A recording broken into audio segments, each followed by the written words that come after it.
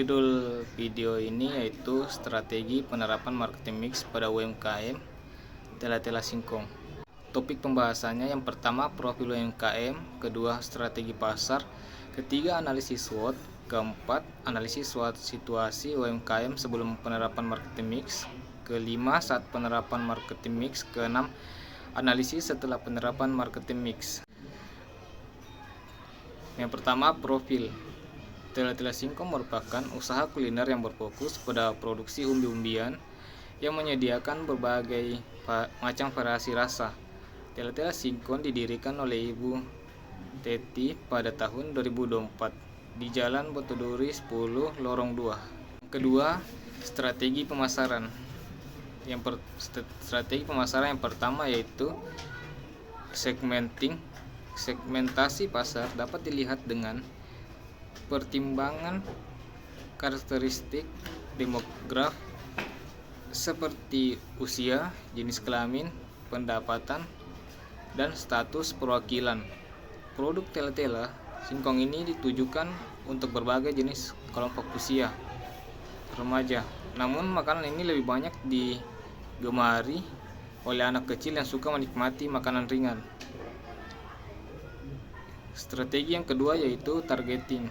Salah satu target utama dari UMKM ini adalah anak-anak kecil yang gemar memakan snack, juga para konsumen yang menyukai makanan gurih dan asin. Selanjutnya, analisis SWOT. Yang pertama, strength atau kekuatan. Memiliki berbagai varian rasa, usaha ini menawarkan kualitas pelayanan terbaik pada konsumen.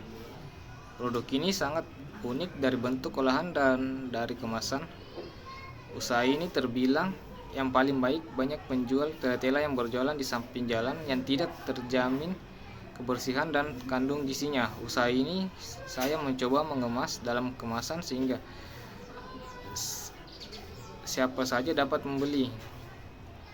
Penjualan produk ini sangat stabil di pasar. Konsumen dapat merasa terjamin baik dari rasa maupun kualitas. Kesehatan produk. Dua, weakness atau kelemahan.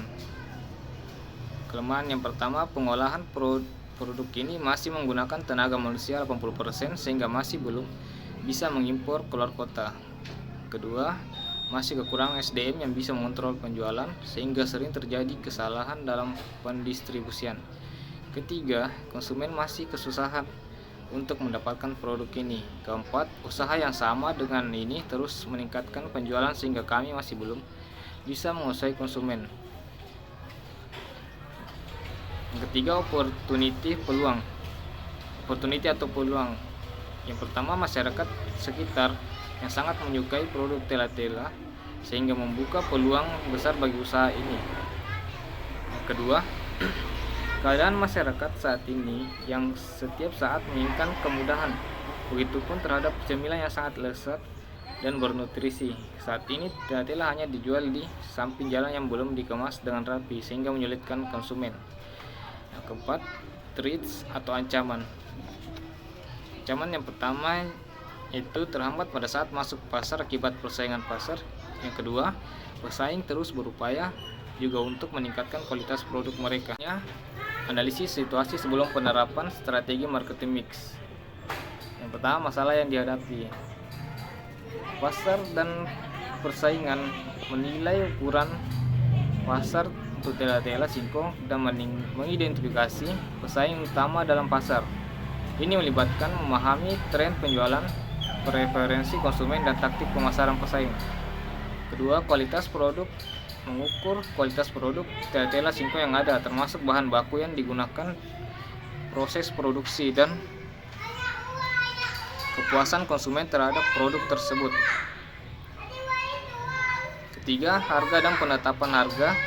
Menganalisis harga pokok produk Tela-Tela Singkong yang ada dan bagaimana hal itu membandingkan dengan pesaing. Memahami sensitivitas harga konsumen dan kisaran harga yang dapat diterima oleh pasar. Keempat, distribusi dan aksesibilitas. Mengidentifikasi saluran distribusi yang digunakan untuk produk dan seberapa baik produk ini tersedia. di berbagai titik penjualan. Evaluasi aksesibilitas produk di pasar lokal dan regional. Kelima, promosi dan kesadaran merek. Menilai upayanya promosi yang dilakukan sebelumnya dan seberapa efektif mereka dalam meningkatkan kesadaran merek telah singkong di antara konsumen. Mengidentifikasi kelemahan dan peluang dalam strategi promosi yang ada.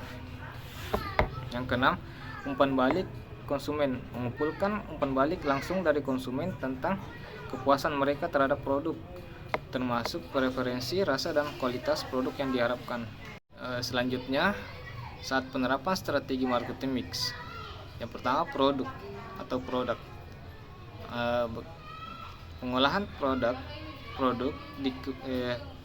kembangkan variasi rasa yang menarik seperti rasa original, pedas, atau manis. Berikan variasi dalam tekstur juga, misalnya renyah atau lembut. Kedua, kualitas. Pastikan kualitas singkong yang digunakan dalam pembuatan telah tinggi dan bebas dari bahan pengawet. Yang kedua, price atau harga. Penetapan harga. Tentukan harga yang kompetitif tetapi menguntungkan untuk konsumen dan menghasilkan keuntungan yang memadai. Penawaran diskon. Sediakan diskon atau promosi khusus untuk meningkatkan daya tarik harga. Ketiga, place atau tempat distribusi. Jalin kemitraan dengan toko-toko tradisional, supermarket, atau bahkan toko online untuk memperluas jangkauan produk. Ketersediaan. Pastikan produk tersedia secara konsisten di berbagai titik penjualan. Yang keempat, promotion atau promosi, yang dimana ada branding. Bangun citra merek yang kuat dengan menyampaikan nilai-nilai yang terkait dengan produk seperti kelezatan, kualitas, dan keaslian. Yang kedua, promosi penjualan. Lakukan promosi penjualan seperti diskon khusus, paket bundling dengan produk lain, atau program loyalitas pelanggan. Analisis setelah penerapan marketing mix.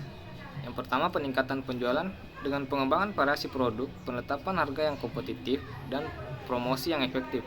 Kemungkinan besar akan terjadi peningkatan penjualan secara signifikan. Yang kedua, perubahan preferensi konsumen. Analisis dapat mengungkap apakah konsumen lebih cenderung memilih varian rasa atau tekstur tertentu setelah penerapan strategi. Hal ini dapat membantu dalam mengoptimalkan portofolio produk di masa depan. Yang ketiga, perubahan dalam penetrasi pasar. Dapat diamati apakah terjadi perubahan dalam penetrasi pasar atau penguasaan pasar di wilayah-wilayah tertentu setelah melakukan ekspansi distribusi atau promosi yang lebih agresif. Yang keempat, peningkatan kesadaran merek melalui promosi yang intens dan branding yang kuat. Diharapkan kesadaran merek telah singkong meningkat, yang dapat tercermin dalam survei atau penelitian pasar. Yang kelima, peningkatan keuntungan. Analisis akan mencerminkan apakah peningkatan penjualan berdampak positif pada margin keuntungan, mengingat berbagai faktor biaya yang terlibat dalam strategi marketing mix. Yang keenam, umpan balik konsumen. Mengumpulkan umpan balik langsung dari konsumen tentang perubahan produk dan strategi pemasaran dapat memberikan wawasan berharga untuk perbaikan lebih lanjut.